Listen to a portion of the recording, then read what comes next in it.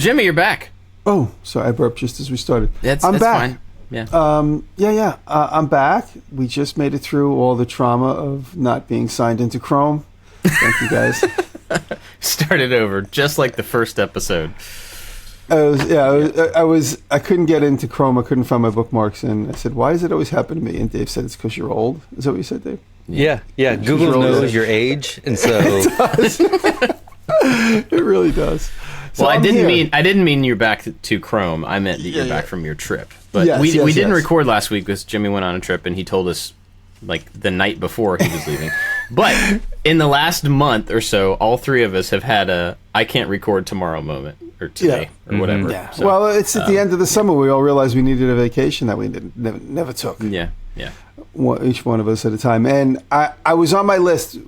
The whole week I was prepared to go to Santa Fe with Rachel. We just went away for about 6 days, just as more of an inspiration trip, which I'll talk about.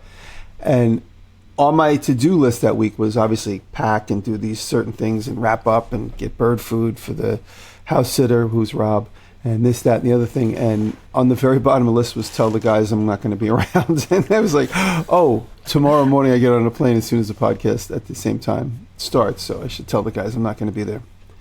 And so I did. Yeah. So well, I mean, when I skipped out, I did it the morning of, so I was even later than you. So that's on me. Yeah. That was nice. So we went to Santa Fe for a few days, and then from Santa Fe we drove to Taos and hung around Taos for a few days, and then where's Taos? Back to Santa Fe. It's 50, 60 miles north of Santa Fe. So Santa Fe is everything is obviously an ordinance. Nothing's allowed to be built tall, and everything's supposed to look like it's hundreds of years ago. Everything's little adobe buildings with modern construction technology. It's really adorable, and it's like very historic. Everything's kept very historic. So like I said, there's nothing tall anywhere. There's no city skyline. It's just all low down to the desert. I had been through there a few times, but I never stopped to really take it in the way we did this week. And Taos is north. It's a little bit more of a smaller town. And we did an Airbnb there, which was really beautiful. It's just like the desert.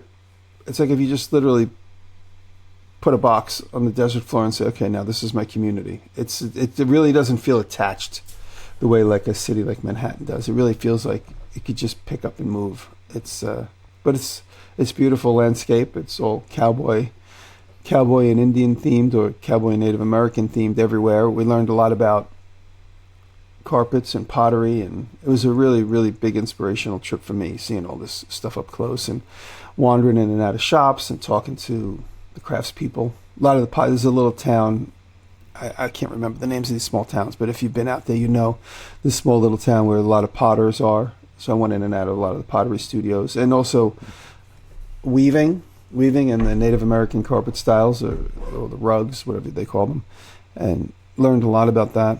At the very end, I met a guy who has a collection of Western cowboy handguns. They were all for sale, but since I was getting on an airplane, it probably wasn't a good idea. You know, you can buy a handgun pre-1890, and it's just considered like a paperweight. But if you buy one the very next year, it falls into all the documentation and everything. Huh. So he said, I can buy it. He goes, I could sell you this. It's a year older than that. He goes, but this is like a real proper handgun. I don't have the paperwork for that type of stuff. He goes, but I could sell you this. But good luck getting it on a plane if they see it in your luggage. So what's the what's that year mark? Historical differences. One is considered historical antique, and the next one is considered proper federal firearms gun. Huh. It's just there's like a line in the historical sand of, on this side of the line, everything's just an antique, and it's like a lamp, an oil lamp or whatever. And on this side of the line, it's a gun. As far as the federal. An oil lamp or gun. Yeah. So I knew a little bit about that, but I didn't know the intimate details, and this gentleman got me up to speed. Yeah. It's just, and then also looking at the local architecture, I got lots of ideas because I'm building a few houses here. It was really, really, really good trip. It's what I needed. And I came home yesterday and I started organizing my stuff and fiddling around. And you know, it's funny. We could talk about this today or even in just any subject. It's funny. When I remember when I had my very first orientation at the School of Visual Arts, and Richard Wild, if anybody knows who he is, he's retired now. He was the person in charge of the department that I was in, which was the graphic design department. And at our orientation, we're all just a bunch of high school students on summer break, and he says, as an artist, we all avoid the task at hand. He says, if you have something to do, you will do hundreds of other things before you get to what you're supposed to do.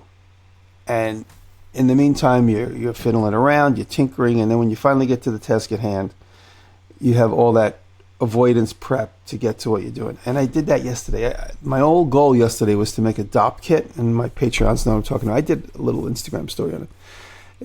It's like a shaving kit. It's going to be my next video for Weaver. And I had never made one, and I know the pattern looks slightly complicated, even though it's a simple square.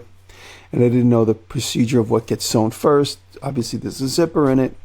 And so all day long, I kept saying, I have to make a DOP kit. But I started mowing the grass. I started weed whacking around the edge of the property, which is 40 acres. So I weed whack around the grass line where the public sees it. And I'm doing this, and I'm doing that. And I'm prepping the trash, and I'm opening up boxes that was sitting around since I've been gone. And last night, like 10 o'clock, I've decided to start my work. That was my whole goal yesterday. And I did it. I do this all the time. Even when I'm really excited about doing something, I'll do the things too. I feel like I need to clear out some space in my brain to enjoy the thing. Possibly, yeah. It's either that or you just don't. I always say there's always one thing that's holding you up. And in my case, I had to do it just to understand the process in general. So the whole thing in my mind was, and not while I'm weed whacking and mowing the lawn and prepping the chickens and getting the eggs and this all day long. And then I washed my car, which I made take 5 hours to wash my car. And I did a Patreon story about how to get tree sap off your car.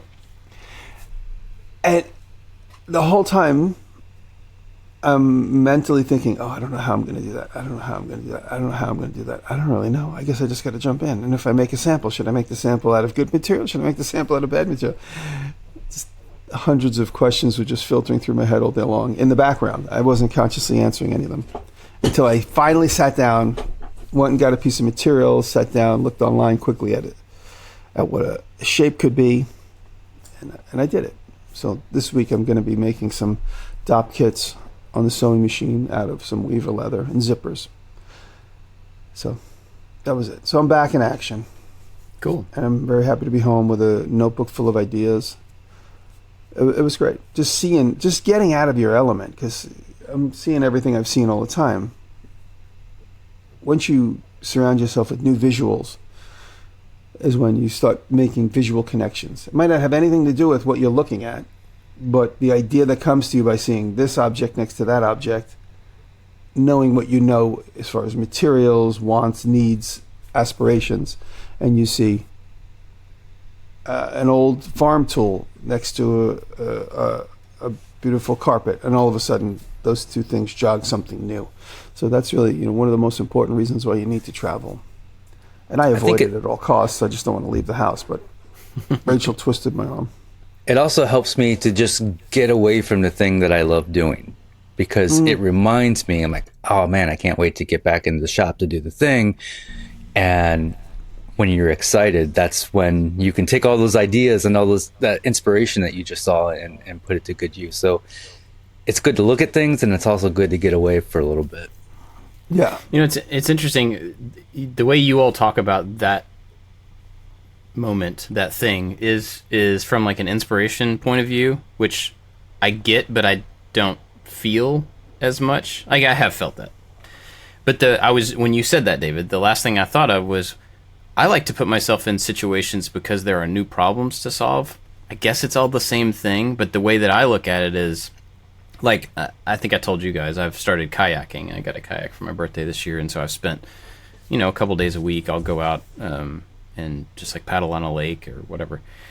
And because I've been on a kayak more than ever before lately, I've started noticing these, not problems, but like potential solutions that could happen for people who kayak.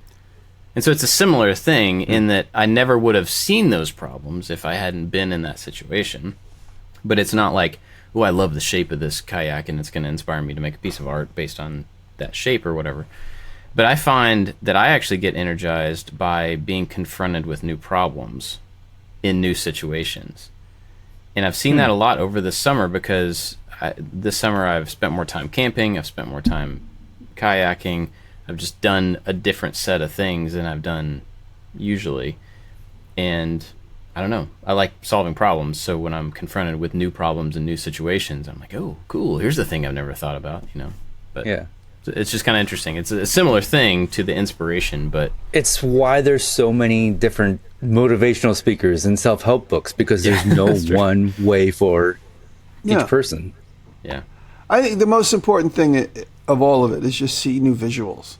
Just expose yourself to new visuals. That's why when I have nothing going on, or if I'm feeling a little uninspired, I go to Home Depot just to see whatever new tools have been put out.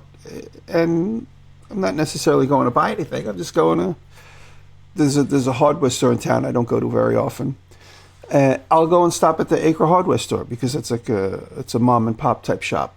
It's much smaller, and they have vintage things on the shelf, and they just rearrange them. But it's cool. It's great to go in. The Home Depot thing, it just feels like when I'm in Home Depot, I need to get what I need and get out of there as soon as possible. Oh, I dilly-dally. I walk up and down every aisle, look at everything that I don't need. I'm the worst. I do that often. My favorite place to do that is actually Menards, because I don't go there as often. Menards. And they have a different set of materials and stuff. So like what I like to do is go over to they do. Go to the panel aisle where they have all the panels or the trim, and just look for weird shapes of trim and weird cuts of material. And like when I did the console for my Land Cruiser, that was all because I was walking through Menards and I happened upon those PVC sheets that were 1/4 inch thick, and I'm like, oh, where has this been? Like, this is a perfect waterproof building material for lightweight, boxes and stuff. And that spun that whole thing up. But yeah, I love doing that at Menards. They just kind of have a different set of stuff than the other two By the way, stores. you bring up Menards. Menards now has Jimmy's Workshop product that was closed out from Walmart. Yeah. Get out of here. Noticed it. Yeah. We bought a lot more than Walmart I actually ended up taking. So that first product launched 2 years ago, by all standards is technically a failure, even though it looks great and people see that in the product. They're like, oh, Jimmy's doing great. He doesn't owe any money to the factories that built all this stuff. Not at all. So all this stuff is sitting in a warehouse and Walmart didn't take it. And so Howard and I took it back in and we used a closeout. And that's how you see products that like a different brand where it necessarily wouldn't be, because that's a closeout deal. So Menards bought Jimmy's Workshop stuff and now they're closing it out. So it was $40 and $40 at Walmart. It's like $8 at Menards, which is what it should have been. But the pricing structure throughout COVID, everything was all messed up. So that being said, I'm also still developing products. I have a deal with a company that's going to do the Jimmy's Workshop stuff. So some Jimmy's Workshop stuff is in Walmart, completely rebranded and repackaged and repriced. So there are some things. I showed it on my Patreon. But so if anybody does see Jimmy's Workshop, it's not necessarily because I'm doing great. So, you guys can do your own math. If it was $40 in Walmart, and it's $6 at Menards, somebody lost a lot of money. So there you go. Oh. Yeah, that's just business. That's the cost of doing business. You got to take a chance. You got to see new things. No, but it's all good. Everything's working out here. Besides that, in the top kit, I'm working on the barn. The barn's coming along really well. Got a lot of progress on the barn. My last video was the doors, and since then my patrons have seen a lot of the door progress. I changed some of the hardware, upgraded, did the second door. I got a lock on it now, and the upstairs, Patrick has been showing lots of stories. People are a little confused. They think because Patrick has a barn too, but he's got a cabin on his property that he shows off from time to time. So people are wondering why I'm reposting Patrick's stories about a cabin. It's really the upstairs of my barn. It's the loft in my barn. Patrick is doing the walls while I was away.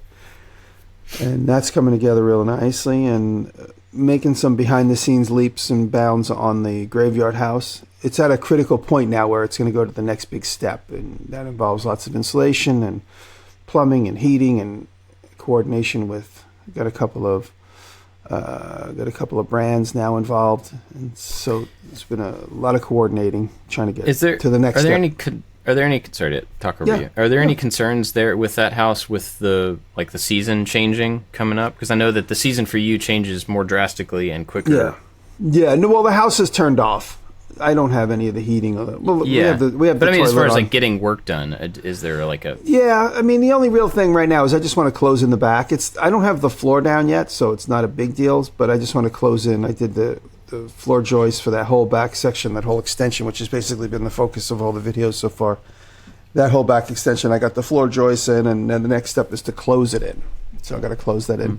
So we're going to fortify the floor a little bit. But before I put the floor planks on, I do want to wait and. Well, I'm going to put a subfloor, then put the floor planks on. And now the whole thing came up about heating, and I want to maybe do a radiant floor. So I talking to one product company about heating elements in the floor, radiant heat in the floor, and then my plumber, Mo, from Mo's Plumbing and Heating on Instagram, Mo is going to try and reach out to a couple of other competitors just to see if anybody has an interesting deal to maybe do, or even just a better product I'll buy. So we'll figure that out. So right now, the whole house is prepped to be able to have radiant floor throughout the whole ground floor. There's nothing in the way. There's nothing. And so I said to Mo, how can I do this? And so that's going to be another featured part. A lot to do. I'm at a point now, there's a lot of decisions. Last night on Facebook Market, I was scouring windows for sale. Instead of buying brand new windows, I'm trying to find people. Whenever there's a big construction project, people either order the wrong size and it just sits in their garage, or for one reason or another. And so there's lots of choices on Facebook Market. So I'm doing that too. So I do have to close in that back before the winter kicks in, but it's not critical. I got probably another 2 months. Okay, gotcha. That type of thing. But yeah. The reason I asked that is because we watched this this channel called Wild Wonderful Off Grid. I've talked to you. They're in West Virginia, and they built their own house. This couple, and they built an A-frame, and now they're building an extension on the back of the A-frame to turn it, make it into like an L-shaped. Then they're just adding more bedrooms and stuff to the back of the room, to the house.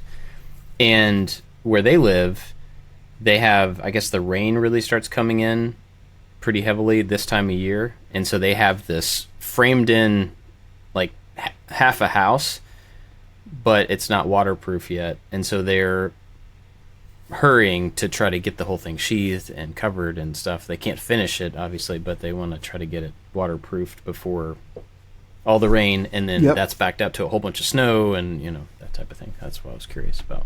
Yeah. Cool. Yeah, yeah. David, what have you been up to? Well, I started the art calculator project. This calculator used to belong to my grandma. Well, it belonged to my grandma. It always sat on my grandfather's desk. So when growing up, I didn't do so well in school. And my mom, for a couple of years, would send me over to my grandparents' house to do my homework. So I would get out of the house, get away from my toys and stuff, and away from distractions, and do my homework over at grandma's. And I would sit in their little home office and do my homework, and that calculator would always be right there. And this is not Grandpa Picciuto, this is the other grandpa and grandma. And a year or so ago, grandma said, hey, my calculator stopped working. This is an old calculator from like the 70s. And so it's nice and big. And she's like, it stopped working. And she's like, I need a new calculator. And I found the exact same calculator on eBay because I didn't want grandma to relearn how to use a calculator. That might sound silly, but I don't want to be tech for it. But we know Jimmy, so yeah. Right. So I gifted grandma. He didn't even hear me. He's on mute. Yeah, he's not even paying attention. Hi, Jimmy. Sorry. Welcome to the show, Jimmy. My housekeeper is telling me she's not coming. Sorry. So I gave grandma the new calculator. I took the old one, and I realized it just needed a solder joint to fix it. So I fixed it, and now I'm rebuilding it out of. I started work on this like 4 or 5 weeks ago, and then I got COVID, and I was out of work for like a week and a half. And then when I came back and I was able to work again, I had a sponsorship deadline, and I had to come out with a video really quick, and the calculator was nowhere near being done. So I just made a stand for the calculator in that video. So now I'm back to the calculator. So I've been talking about this thing for 4 weeks, but it's not a full project. It's a 2-week project that's just been spread out for a long period of time, and it's coming out really cool. So how that's did you what handle? I'm working on. Can you show it again? How did you handle the keyholes, or is it all just one big open hole? So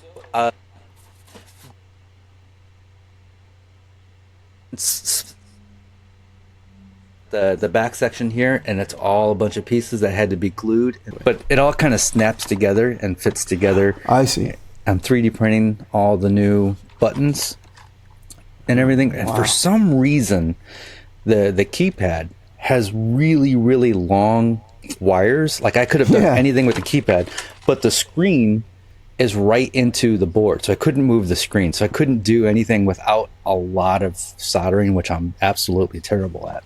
But yeah, so then it all just kind of snaps together, and then it's got a whole base that it's going to go onto, and that's what I'm working on. I'm really excited about it. That's cool.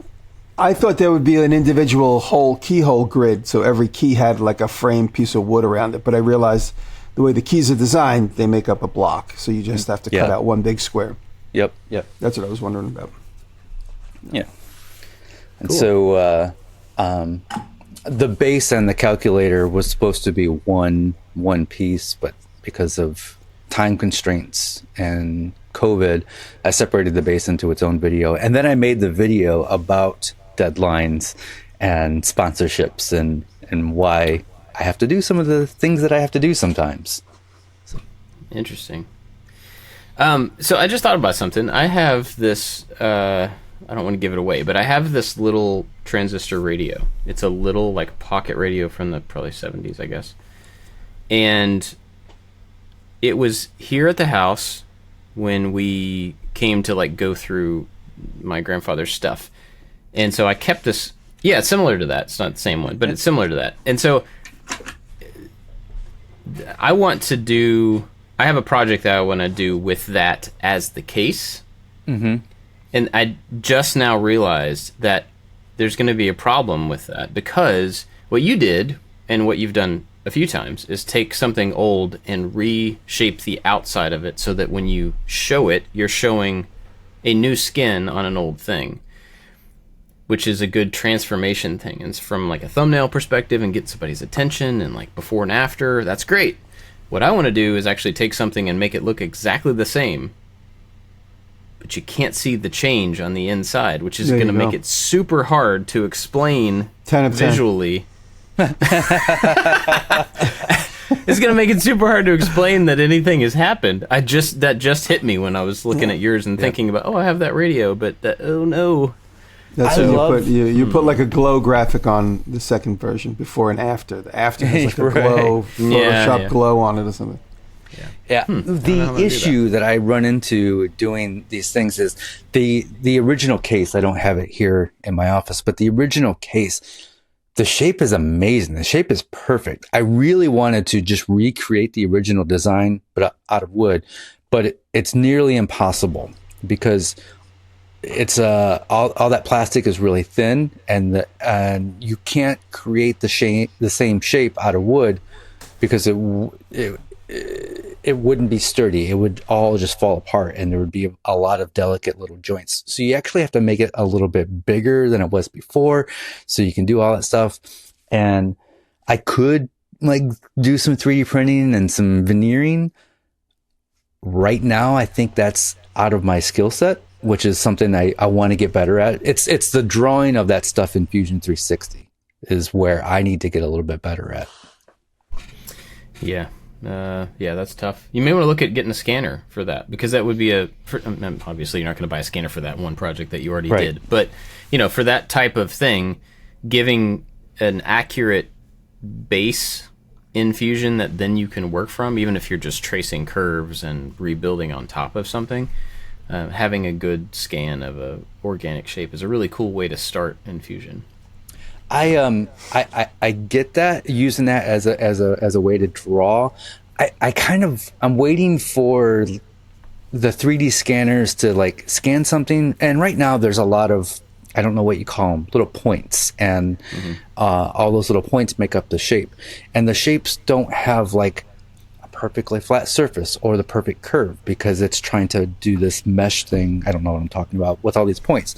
I'm waiting for like, it can scan the thing and then it can find the perfect radiuses and the perfect flat surfaces and retake that thing and remove all of the points. It's like almost like I'm looking forward to the day where there's a simplify button within the 3D stuff. Like Illustrator has. You draw some crazy complex thing and then you hit simplify and it just removes all those points.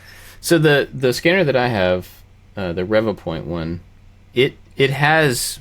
It's not going to be exactly as simple as what you're talking about, because that would be ideal and perfect and everybody would buy that scanner. But it does have built-in tools to it. So it gets the point cloud, gets all the level points, and then it'll turn it into a mesh, and then you can change how complex and how simple that mesh is.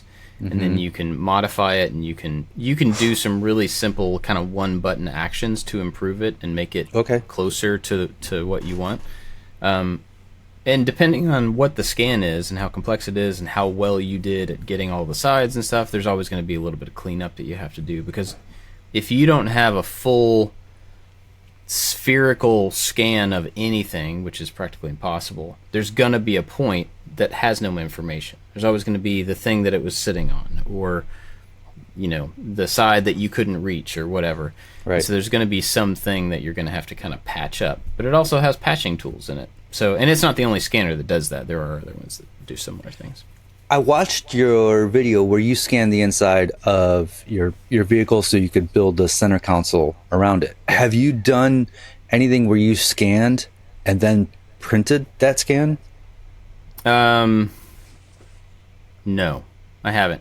I scanned one of my kids, like a bust. I had him sit in a chair and like went around from the shoulders up and did all the way around. And so that, the bottom of his shoulders were undone, but I can just chop that off and put a flat base on it. And so I've got that scan, but I've never actually tried to print it. But I think it would be printable pretty easily. So, but no, I haven't done that. I haven't really had a need to, because the scanning the way I think about it is more reference than recreation. It's what I did in the video. It's to give me the reference points of a complex shape that I can work on top of, rather than like, I need to print my kid, But, right. But, cool.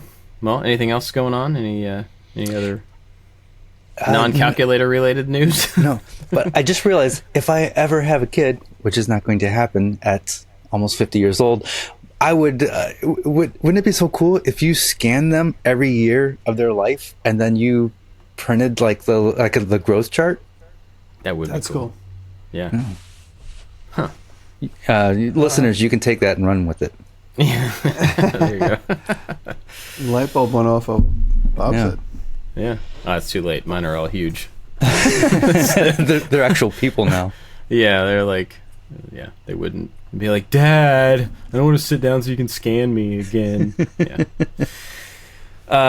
Cool. Well, what have I been doing? I've been working on kind of a weird thing in the shop. So my camera stand video came out over this weekend, and it started off kind of slow, but I think it's beginning to pick up a little bit. It's doing pretty well. But I've been using the camera stand since making that video, and it's so awesome. And I'm not saying that to pat myself on the back. Like, I'm really enjoying how easy it is. And it's exactly what I wanted out of doing that thing. All the frustration I had with moving the cameras around and up and down, and I don't even have to lock it. It's just counterweighted perfectly. So yesterday I was shooting and I would just like, zip, okay, shoot the thing, zip, shoot the thing. It's so easy. And I posted on Instagram yesterday some stuff that can be improved. Some of it was from, comments that people had left. Some of it was stuff I knew that needed to be improved. I just didn't have time to do for the video. So there's definitely going to be some improvements. I don't think I'll make another video about it, but maybe I'll do Instagram updates and stuff on changing a few things, make it a little bit more stable. And because it's definitely not, it wasn't intended to be, but it's definitely not like a dolly situation. It's not made to roll smoothly across a not smooth floor. And it's not made to do moving shots up and down, stuff like that. It's really just for quick adjustment. So I noticed, I saw the Instagram clip last night where you were talking about how it's a little bouncy, but it's only bouncy when you're moving it. You're not necessarily doing anything. Yeah. But I've seen those big ones that are thousands of dollars inside of photographer studios, and that center vertical slide is like an 8-inch tube in like a proper photo studio. I've seen them. It's like a 8-inch tube this way, and then there's the joint that makes it go in and out, and then that tube is like a 3-inch tube. So having that center stalk be much thicker than the one that carries the camera would be for version 2. So you'd get a bigger extrusion that maybe is a 4x4 or 3x3 extrusion versus the ones that go horizontal. So that's my friend had one in his photo studio, so I'd always play with it when I was there. And then I remember being there the last time, and he's like, "You want it? I got to move out. I got lost my lease." I was like, "I don't want it," but he said it cost him like $8,000. Oh gosh. Yeah. If you do want to make the rolling smoother, because maybe you want to use that for some like finish shots or whatever, we purchased a couple years ago. It's a tripod dolly, so it's just like wheels on a 3-arm thing that you put your tripod on, and it was less than $100, I think. And those wheels, they roll really smooth if you have a smooth surface. So that's the problem, though. Is my floor is not smooth. Gotcha. Smoothish, but there are 40 plus years of like paint buildup and glued droppings and all sorts of stuff all over, So then the version 2.0 has some sort of awesome, crazy suspension system. Oh yeah, maybe. And I noticed that you did the story on the wheels and how you put on the really good wheels, which is great. Mm-hmm. Those wheels, I just recently bought them. They're like Home Depot or Lowe's wheels, the ones that you decided to forego, or even Harbor Freight. The wheels that it seems like the commodity that's getting bought and sold so often are getting cheaper and faster and more quality, less quality, more horrible is what I meant to say. So I've done a couple of products for my friends in the liquor business, and everything needs to be on wheels. And I keep buying these wheels from Home Depot in a pinch, and they are horrible. Just like you said, Bob, like how the bill bearings like they're going to fall out. Yeah. They do seem way looser than they used to be. They're so horrible versus 20 years ago. They're made faster, and it's becoming more of a consumable. When you go I was looking into this to try to find better casters, and now what are they called? Double locking, I think.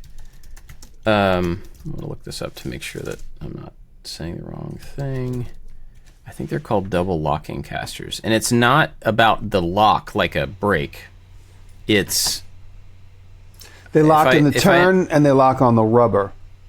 Those ones you cook the lever down and it locks in two directions. It keeps it from swiveling, and it also keeps the wheel from turning. I may be using the wrong term then, but that's not what it is. It's about the bearings. It's about how the bearings are captured or something. Mm-hmm. I might be using the wrong term, but I found that there's to stop with the play between the mount and the wheel housing. Yeah, where you have that ring of bearings. There's a way that those can be mounted together where the only play is on rotation, so you have no vertical play at all. And getting that type is way more expensive. They're like $70-$80 a piece, rather than like $2 a piece. So I didn't want to go down that route, but I started looking for whatever that term was and found that some of the ones that don't actually have the correct thing are labeled that way, which is what I ended up ordering because they were kind of mid-price. And they work better, but they're not that, whatever that high-end. This is useless because I don't have the correct term. anyway, I was surprised at how big the variance is between good and cheap casters. Well, you go to McMaster Car whenever I need to see a variety of quality. Most recently, my experience has been with the doors on the barn that pull and latch shut, and I showed some of this on my Patreon. The latches that I got from Home Depot are absolutely horrible. You slam them and they just bend. They just, and even when you could probably push the door open and just break off the little striker at the top. So I went to McMaster, and then there's ones for $5, there's ones for $13, and then there's ones for $140. And it's like, okay, I don't need that's $140 each for something that's the size of an iPhone, the height of an iPhone, half the width of an iPhone that has a little spring-loaded latch. But then I bought the medium ones, and they work fine for my application, but I could see how they also need to be fortified. Like, I should have taken them and brought them to the welding table and added a little tab of steel just to strengthen. Because what happens is when the striker hits the thing, there's a piece of metal that moves out of the way that locks back up behind the latch. When you hit that, all the weight for that thing has to go, it's hitting horizontally, and then it has to immediately strike and go vertically down. And that force, as soon as it hits the striker, just wants to put all this bending pressure on everything. So I greased them all so that bending pressure isn't as severe. And after I put everything up, it occurred to me, I was like, if I just tack welded an 1/8-inch piece of steel, about an inch long by a 1/2 inch, right on the back of that thing, I could slam the doors really hard and not be overly concerned about them bending. Anyway, that's what I've learned. Go to McMaster Car to see the variety of things you could see. Yeah. And then you have to design it so it only has one rolling wheel on the bottom, because that's all you could afford is the high quality rolling wheel. The one. The unicycle stand. So I've got some improvements I want to make to the camera stand. Apparently, I found out through the comments that the ones in the photo studio that you were talking about, those are called salon stands, which I didn't know and wouldn't have looked up. Yeah. But if I had known that term, I would have probably found more, inspiration for my buddy's he had one that had like a computer stand and everything, because he had just been going digital when I talked about it. His had like this, but that center vertical shaft was a huge steel pipe. Then you could add all kinds of things on, but in that system. Yeah. Well, I've been really happy with it, and it'll continue to evolve for sure, but it's already making it a lot easier. So I've been filming in the last few days. I have been moving a bunch of stuff around the shop. I've talked about that a bunch. And recently I took down my paint booth. And so my paint booth had a bunch of storage underneath it. Years ago I made these like vertical pull-out drawers where you could stand a bunch of spray paint cans. And so when I took the whole thing down, I had all these spray paint cans I had to figure out what to do with. And so rather than just making a simple cabinet and like taking up the floor space, I was like, I should make a video about making something more complex than it needs to be, or something, And so the video is actually about, I have to make a thing that's really simple and really boring, and I can either do it off camera, or I can try to find a way to make it interesting and do it on camera. I mean, this is what I'm saying to the camera.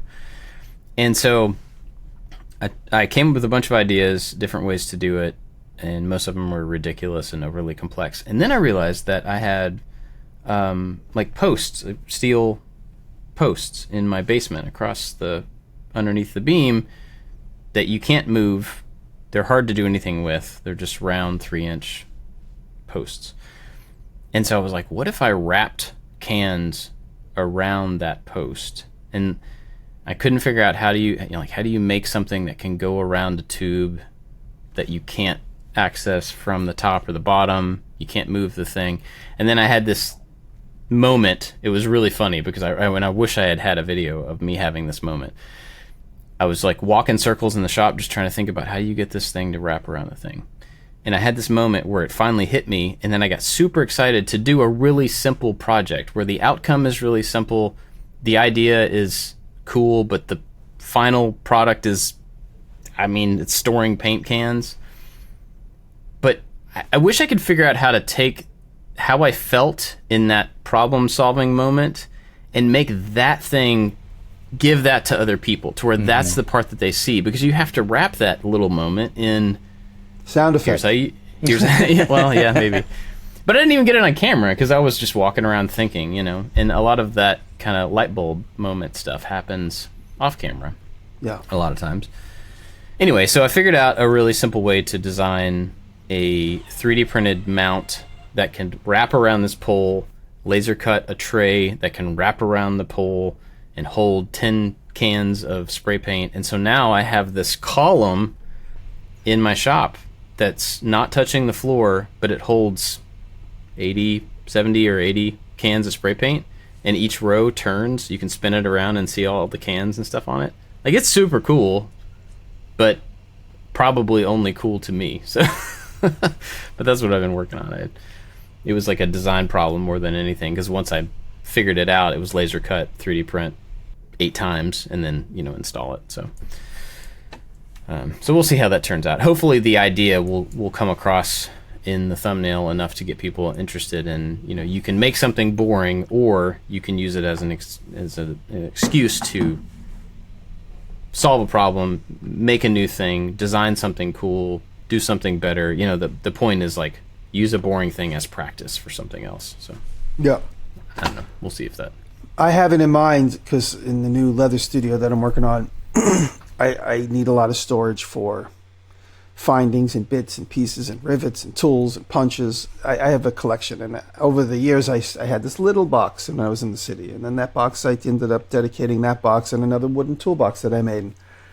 And more recently I made this rolling cart, which I use quite a bit. And I said, if I'm going to be up in the leather studio, that's going to basically encapsulate all these various boxes of parts and tools. So I said, let me make a console about 8 feet wide, about 24 inches deep, with a grid of drawers on the front. So it looks like an old school hardware bin type of drawer set.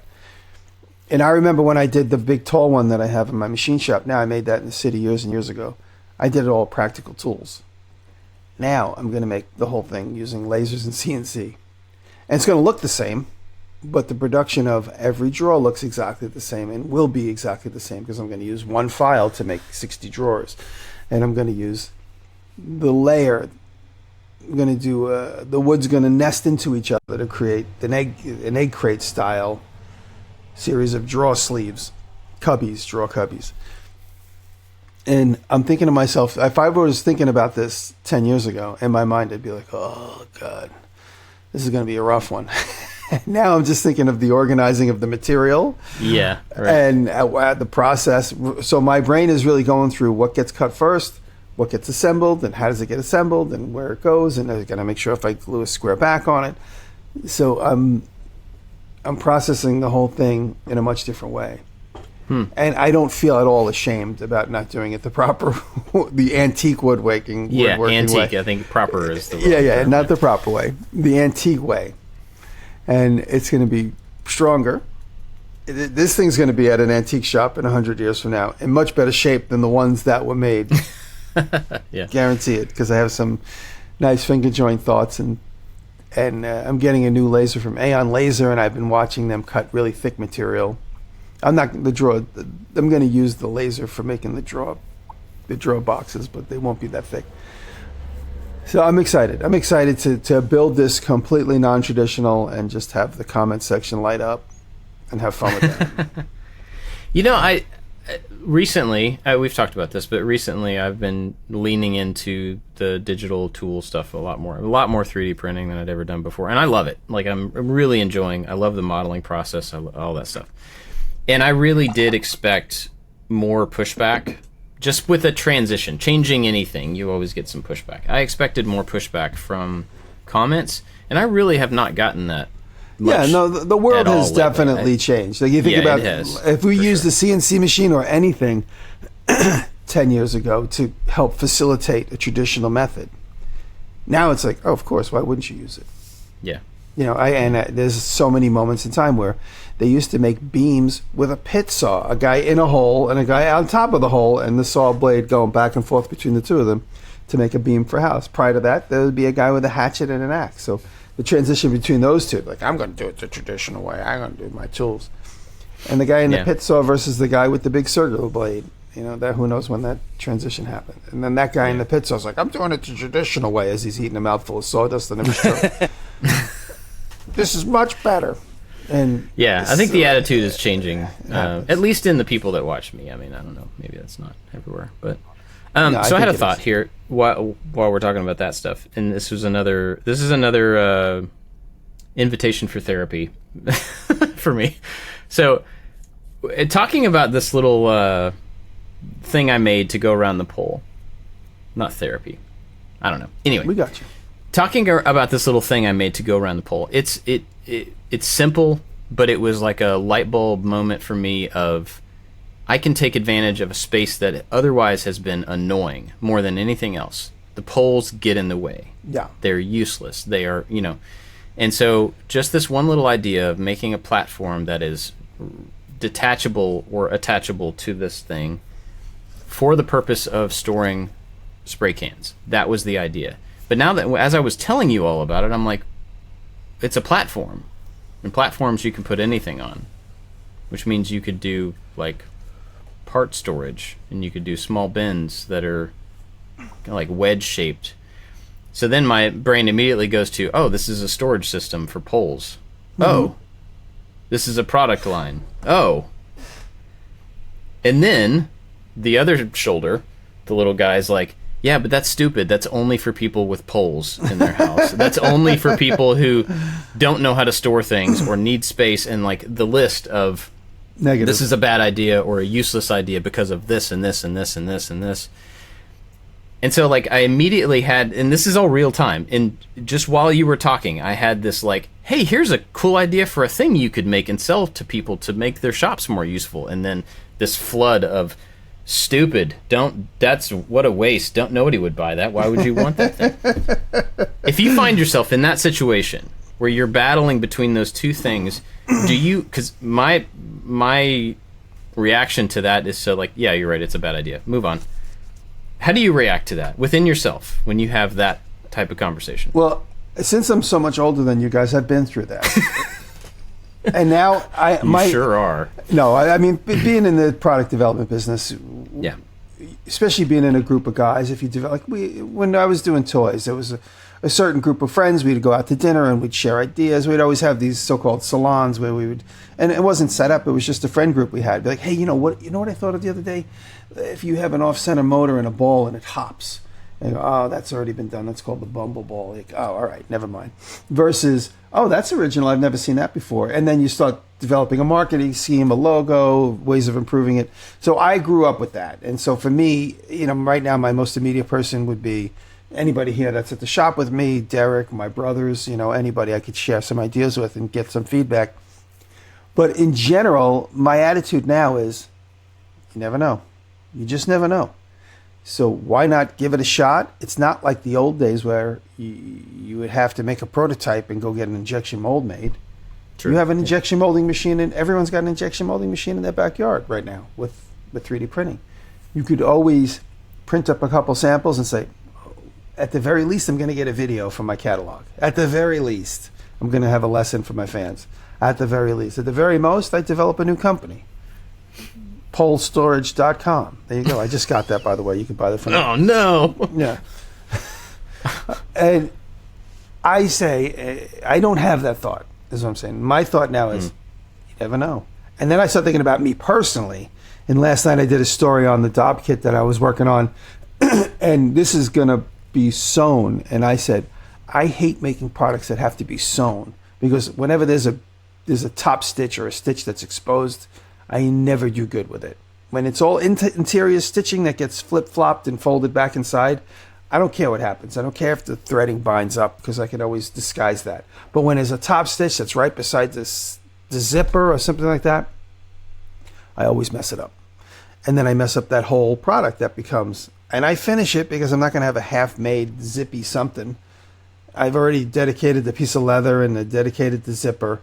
And I finish it, and then when someone goes, can I have one for a discount? I'm like, you could have this one where the stitch broke, and I had to put 2 stitches in the same spot. So I think about my personal inconvenience of making something like that versus people denigrating the idea in general. Because I have a thick enough skin, people can say whatever they want. Yeah, I mean, I guess my reaction is not from what other people would say. It's more of just self-doubt. Shooting. Yeah, it's self-doubt. It's shooting down the idea, trying to find the reasons why it wouldn't be worth the effort. I'm not saying that doesn't happen to me, but in general, I've adapted more of an attitude of like, hey, you never know. Whenever I have the good Dave and the bad Dave on the shoulder, having that conversation back and forth, what I've learned is sit on the idea. If I am still thinking about it a few days later, you have to go through with it. I trust my gut. So far, it's worked for me for 48 years. If it just doesn't leave my head and I'm constantly thinking about it a week later, it needs to be done. I do have one of those that keeps hanging around. It's not this idea, but I should probably do that one. Probably should. Okay, cool. Well, thank you for the mini therapy session there. Because it's interesting, you think about people like Chris from Glimpse Inside. He has built this whole business around making accessory holders and tool holders and, these various I guess they're specialized. They're purpose-made to fit within a system. And it's a generic system. It's a French cleat thing that everybody can have access to and everything. But, when I looked at, like, one of the first things he did, I don't know if it was the first things. One of the things he's done is like a orbital sander storage, like sandpaper storage thing. And for me personally, I look at that and I'm like, well, I mean, I wouldn't buy that other than just to support somebody, but I would make my own like that. But I am not everybody. Yeah. And that's a really good example of he's finding a lot of success doing things that theoretically other people could do for themselves, but he's doing it well, and he's doing it packaged and ready to go. And so it's easier for people to just to get the storage, to get the thing, to have the organization without having to figure it out themselves and without having to make it themselves. And so he's a really good example of that type of thing succeeding. I just tend to shoot those ideas for myself down before I even give them a shot. So it's also what Chris is displaying is a dedication to a new career, just a dedication. Yeah. A lot of the stuff he's making isn't groundbreaking, but the fact that he's dedicated to it and he is innovating because he's dedicated to it, and that's always been a problem. I always struggle with it. It's like picking a lane and staying in it. And being willing to take all the ups and downs and knowing that if you dedicate yourself to that one craft or that one concept or that one avenue of income, it's always going to just go up a little bit. The worst case scenario is going to go up a lot. But if you take your foot off the gas, it's going to go down. And so that's in my own personal experience, that's why I'm working on the leather stuff a lot, the leather bags that I developed a year ago. I'm going to give it a chance. And I haven't been pushing it, but it's definitely in the cards to keep going with it. But the idea of dedicating yourself to something, whatever it is, pottery, electronics, whatever, it's important. I have an idea for a YouTube channel that I probably won't ever do that I'll talk about in the after show. That made me think of it. I might do it. I probably won't do it. It's also good to shoot ideas down. I mean, our job is to come up with ideas all the time. We only have so much time. We only have, we want to specialize in a particular thing or generalize in a particular thing. And some ideas just aren't worth it. But maybe it's good to talk about them because it's worth it for somebody else to pursue. Yeah. Yeah. I think I also, I guess we all do this. Being in the place to like come up with an idea, create a thing, and then the next week move on to the next thing. Like that churn is self-imposed for us. But I had several comments that were like about my camera stand that were like, oh, make this a kit. Like I would buy one, make a kit, just get all the pieces that you used and sell it as a kit, and I would buy it. And I'm like, yeah, but I'm already on to the next thing. Like I already have to, like, and it's even with an original idea that even something you are designing from scratch and making the pieces, it's still I made the thing to get it done to do its thing, and now I have to move on to the next thing. And so it's hard. And I know, Jimmy, you've done it. A lot of people have done it. to take one of those ideas and pause the production, the media production, and just like, now I'm going to fork this idea off. Yeah, it's hard. And start making that idea. Focus. Yeah, but that's a weird change to make, to try to like fork off and physically produce something. It's a real pain you fork off. Said it was hard to. Anyway, cool. Well, you guys got anything else? Any other thoughts on our ramblings today? No. I don't have anything to recommend at all. Like, I do. Good. I got such a good video today. It is like it blew my mind. Okay. How good it Excellent. was. Well, I'm looking forward to hearing that. I'm going to thank our Patreon supporters. If we need to, I've got 2 recommendations. Okay, you have one for me. You can be my backup there. I appreciate that. Big thanks to everybody over at Patreon for supporting the show, even when all 3 of us just decide not to show up and record different times. We are grateful for the support, for people sticking around and asking where the show is, and all that stuff. Y'all are awesome. Big thanks to everybody over there at every level, but especially our top supporters. They go above and beyond, over and over.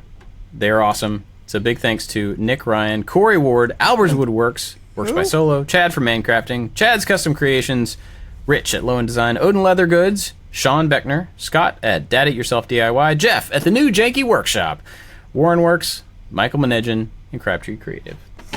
But also people like Jared Jenkins. Jared helps us out too. Everybody gets the after show, separate podcast that you only get through, the link is through Patreon. You can put it in your podcast player and get it just like the other show, but the link is specific to you because of your support through Patreon. So if you want to get that, you got to go to patreon.com/makingit, sign up over there at any level, and you'll get the after show. I mentioned this last time, and I'm going to have to keep mentioning it because we're trying to figure out how to deal with it. Patreon is changing because of Apple's something or other, and the app and the charging of the somethings. They are changing the way that Patreon charges people in the next year. Right now, our Patreon supporters support us per episode. So every time we put out an episode, they get charged for, or at the end of the month, they get charged for the number of episodes. It's changing to like a general subscription thing. Per month, it's X dollars.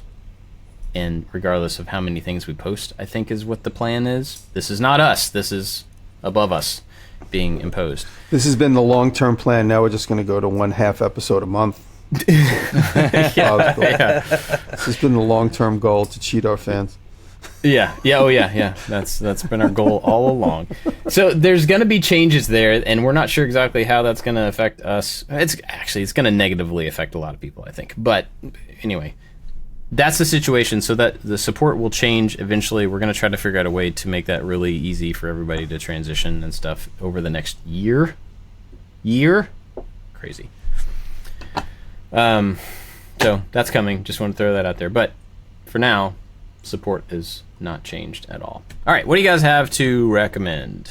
I'll go since mine isn't that exciting. It's Practical Engineering. Practical Engineering, which is an amazing channel, and he talks a lot about roads. If you don't know Practical Engineering, his moniker is the little construction hat, his little orange construction hat. I'll send you guys the link.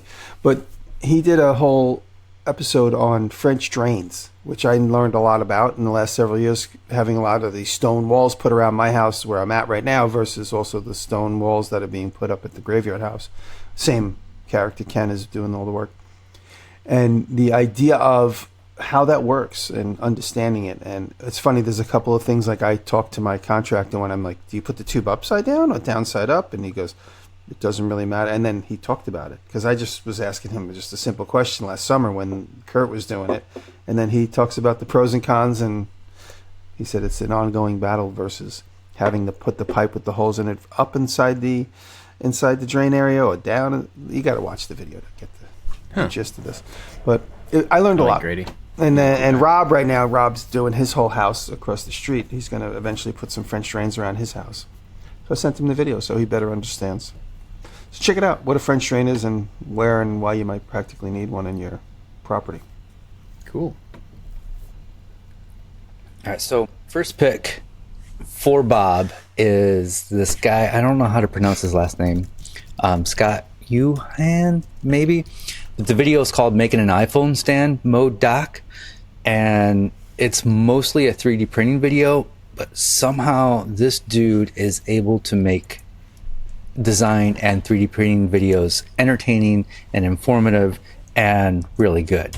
So I recommended him before. It's just a really awesome channel. So that's for Bob. Cool. Mine is by Stand Up Maths, which is really hard for me to say. He has a video called We Shot a YouTube Video About Film Formats on 35mm film. They shot a YouTube video on film. It is absolutely incredible. He goes, I thought I had an understanding of film versus digital. I didn't until I watched this video. It was so crazy informative. It shows the different, like, what it's like to shoot 30. The YouTube video was shot on film. That's never happened before. I have my 16mm Aeroflex I just pulled out of storage. I haven't used it since the summer 9/11. Start using it. He shows the difference between 35 and 16 and 8 and the different aspect ratios and why there are different aspect ratios. I did not know this. It was just so good. I gotta watch that. That sounds like fun. Yeah, it's so good. Cool. Yeah, I saw the thumbnail for that one, but I have not watched it. I really like him. He's fun to listen to. He's done a bunch of stuff. I think he did like a TED Talk at one point or something. Cool. Well, you guys got anything else? That's it. Thank you. Welcome back, everybody. Thank you. Welcome back. We just record every other week now, right? That's that's what we do. That's part of our plan to No, we're back to school now. Yeah, we'll be back. Fall. Cool. Well, thanks for listening, everybody. Catch you next time. Thank you. Bye, guys. You forgot. You got to tell them that you love them. Oh, I love everybody. Thank you. Welcome back.